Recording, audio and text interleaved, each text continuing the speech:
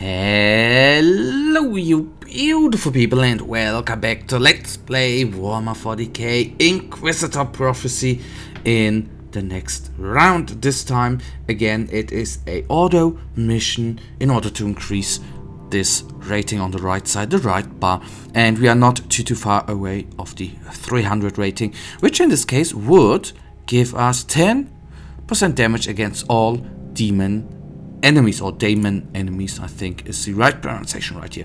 So another wrecked warship from the ill-fated Battlefleet Icaron has emerged from the Immaterium. The vessel was detected by Void Station patrol craft and relayed picked feeds were identified by call word auto assets.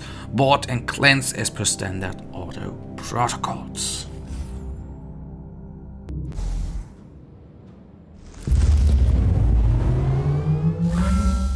The very existence of this filth defiles the Imperium. They may be great in numbers, but if we sever the head, the body will die. Kill their leaders and break their will.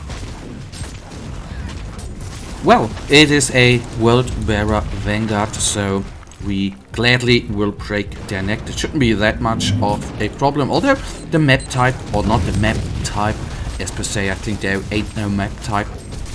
But this map is a rather big map type, and it will not that easy as it might seem with the power rating of 79. I know it is nowadays not the power rating anymore, but I said that 2 years, I think so. I will not get out of it, as it is. I remember one white draft, it was around pronunciation and an article about pronunciation, of course, and this article is, I think, years ago, and one was the Astra Militarium pronunciation, and that was what I thought is really funny, because the author, I forgot his name, but the wonderful article in the end said some veterans will still say it is called, or it is, the pronunciation is Imperial Guard, and that is so true to me. Although most of the times I am saying Astra Militarium, but Imperial Guard is still in my mind there. The same with Eldar, to be honest.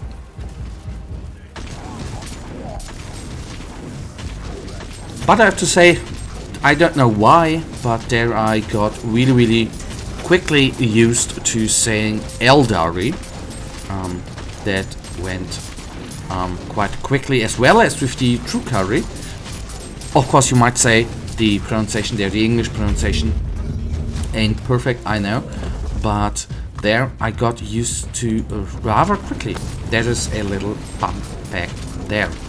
So I'll focus on the Havocs again. Oh, we even have a little sorcerer there, so let's not focus on him. I could switch the weapon for a change, why not? This is a wonderful weapon. What I do like about this weapon, it actually has a little dot as well, so that is quite neat. We don't only do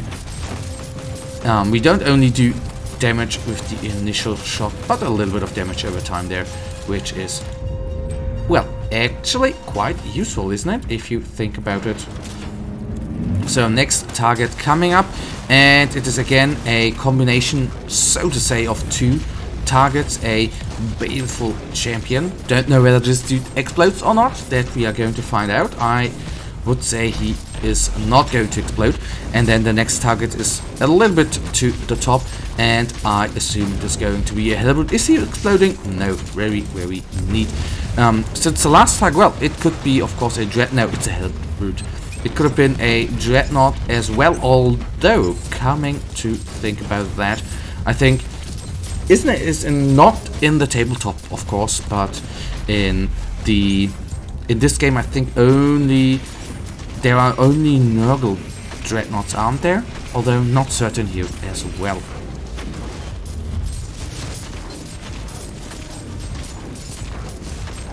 This was actually again a enemy composition, not ideal for our constructs, since I can always speak about it, about clumping up in these kinds of games. Of course, like in RTS games, StarCraft 2, for example, is a very beautiful example of clumped up Marines and Banelings, for example, or Zerglings and Hellbats, roast an array so quickly. And Success is measured in blood. And here then tight corners, and then running into not only a trap flamer or a flamer turret, but in Havocs equipped with a flamer, and a Hellbrute which is equipped with a flamer as well, is of course not ideal at all. Not ideal, of course, for the lifetime for our constructs. So that went quicker than I thought.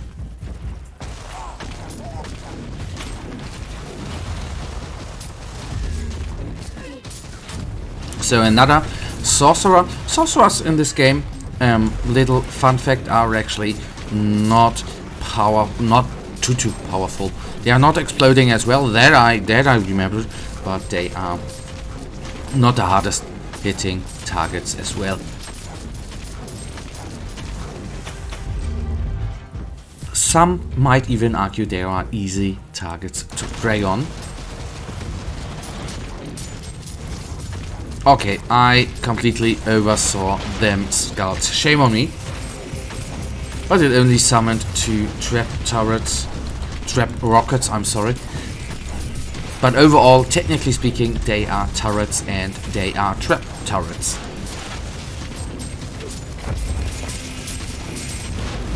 So, first one down. These trap turrets are of course not ideal for us, since they are able to take our constructs down very, very quickly, sadly enough.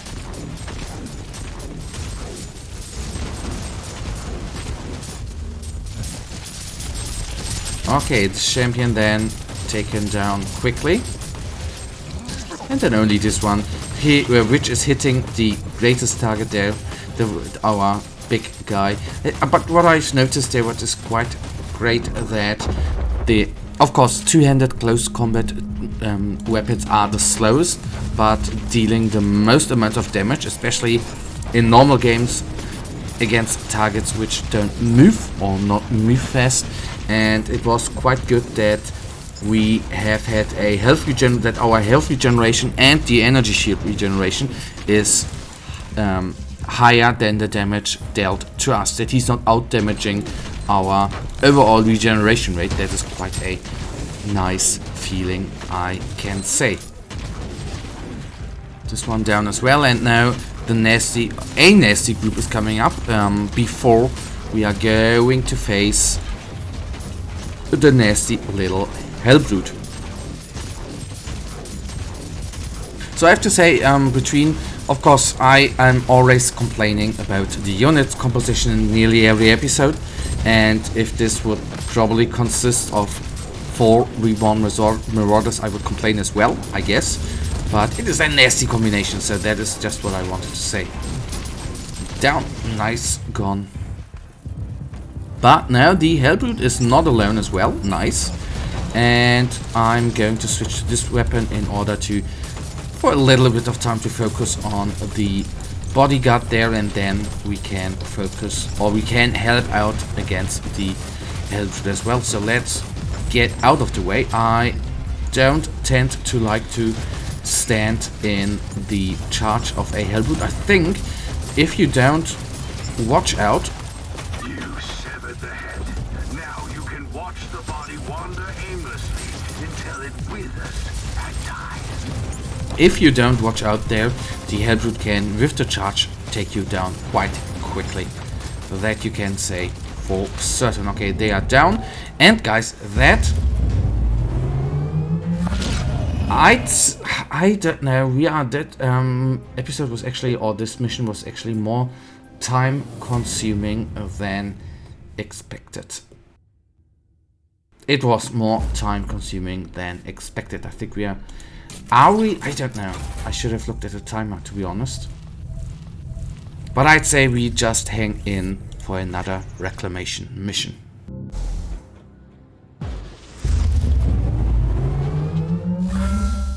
The web of heresy and corruption is spun by powerful beings and perverted minds. Hunt their leaders, and this construct of evil will come crashing down. And it will, and it will, and it will. But by the rate we are crashing through them, that shall be no problem. As I said in the last episode, I actually more want to tend to having these exclamation missions here in this episode. I know I always like to go to at least 10 minutes, not because of the advertisements, mates, I can't advertise, but because of normally I want to have 15 minutes episodes. You can't always do that, especially if you have a couple of let's plays running, like for example 5 games. It's a little bit much, I realized that. Or if you have a RTS game in between, which sometimes, or the normal episode was around 45 minutes long. I know that is a very long time for an episode, but for me, I remember Sanctus Reach 2 years ago where one mission like Warcraft 3 Reforged took around 45 minutes to 1 hour, which is okay, but I split that up into, I don't know, 10, 12 episodes. Well, that is maybe a little bit too much what I said there, or at least 5, 6, 7 episodes. And that I normally don't tend to do anymore. And I normally don't want to do 10-minute episodes, but sometimes you just, or oftentimes, and you are working 40 hours in your normal job, you don't have the time to do too much stuff otherwise. So guys, the point I wanted to make is that I, of course, now I threw in this. Damnation is eternal. But I threw in this mission as well. But if the first mission is, the next time I'm going to definitely look on the timer, it's going to go 12 minutes or 13 minutes. I won't put in another episode. The thing is why I'm doing this, I've seen I don't know when this episode is going to be released, and where the episode which I'm talking about could be 2 days ago, could be 3 days ago, or 5 days, was actually only 7 minutes long. And for me, I know that was a mission, that was a normal mission, and that was how long the mission was to play through for me. So I don't want to have such episodes which are, well, very short. I don't want that, and that is the reason why I tend to put in another planetary reclamation episode. When this global event is over, I of course have to take a look at other episodes and put them in, but I think that we are going to find some system there, I assume.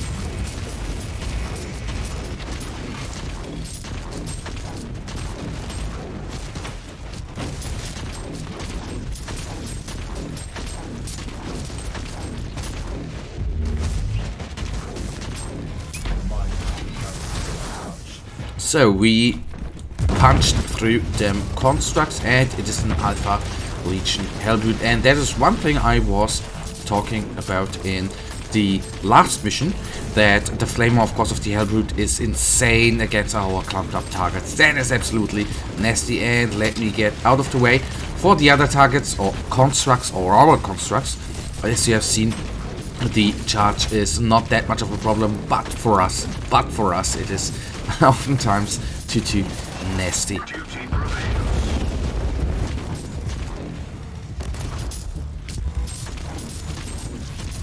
So the sniper then down as well. Come on, okay, good. The carbine battery I'm of course going to take with us, and then we are nearly already at the last target. And this is the good part with the planetary reclamation episodes. I think they are very short, and then of course it makes absolute sense to play through one of these missions very quickly. So take the sniper down, please. I'm going already after the reinforcements, and there's a bigger target coming up. I don't know whether that's going to be a sorcerer or a sniper or it is a champion. Okay, that is... Okay, of course, that makes sense. World Bearers, Vanguard, of course, have their sorcerer. Okay, no, it's a baleful champion. Okay, there I was a little bit mistaken, but that makes sense as well. We need new units resummoned, and now we are in a tidy situation actually in this mission, the hardest situation, because we are having a lot of enemies around us and a couple of them can do quite a lot of damage. So I'll still concentrate on the champion, and it is nearly down. It's going to explode? No. And of course what I could totally oversee here is the specialist. Should have taken down this one earlier, but well, shame on me. So then we are finally at the... Oh, it is a giant chaos spawn, something we have not realized. Not realized, yes. We have not faced in the last couple of episodes, but no, we then take it quickly down. I think most, well, not, I want to say most of our, the enemies' chaos spawns are down. No, they are not, but the target now is down. You set a fine example for their kind, Inquisitor. Of course we did, of course we did. But guys, that right now finally leads us to the end of this episode. And you know it as usual, I really thank you for watching. If you guys actually do have enjoyed this episode, then please guys give me a little thumbs up and subscribe, and hopefully I'll see you beautiful, wonderful people in the next episode. Until then, have a nice day, stay frosty, bye.